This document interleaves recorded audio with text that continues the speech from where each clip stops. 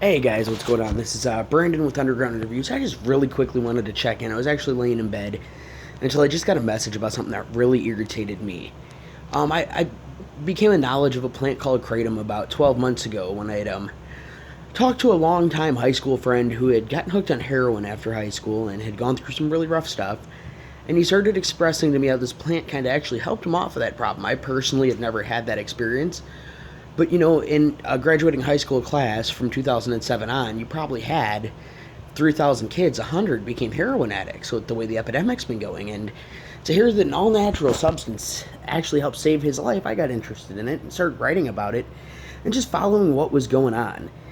And as I started looking into what was going on with this stuff, it was helping person after person after person. And I thought, wow, great. I looked it up, to see if it had caused any deaths. There were no deaths related to it.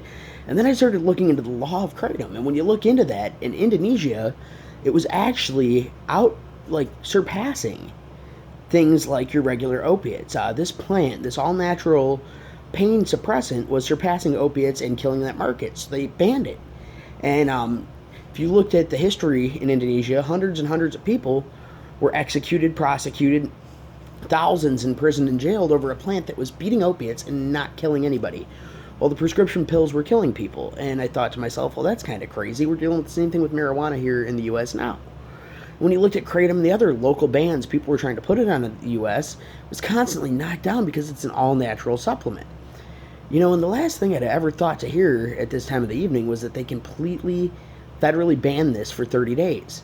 They want to make it a Schedule 1 narcotic. With 658 complaints to the FDA, the DEA has now banned this to investigate further, and they could expand the ban. And I started thinking to myself, so our government, they're losing the war on pot. It's becoming legal everywhere. We're not going to fight prescription painkillers. We're not going to fight the tobacco market, which kills 160,000 people with lung cancer every year. We won't go to bat with big alcohol because they're paying the bills. Kratom's a market in and of itself. It's been in our nation for 16 years. Now that it's come to the forefront and started being used to beat heroin, to suppress the opiate usage, and to cut this down, we're going to step up and make it illegal. So I just wanted to play the fact game with you guys real quick and just give you a little bit to think about because I'm highly irritated by this. Fact, one person every day of the year, 365 days in the United States, is saved from heroin addiction by using kratom. That's a fact. That's not made up. That's an actual number. There are over 1,000 businesses in the United States and 5,000 jobs created by kratom. That's a fact, not just a number. The DEA made marijuana federally illegal after they lost the alcohol battle to gain funding for their department. That's a fact.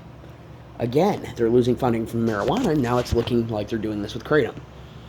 And now, most of all, and the biggest thing to me, there are 628 complaints. Again, that's a fact. We had 15,000 on prescription opiates last year, 10,000 to the FDA on liquor, over 8,000 complaints on other household items. Where's the ban? Where's the problem? There's not one because it's not affecting anybody else's market.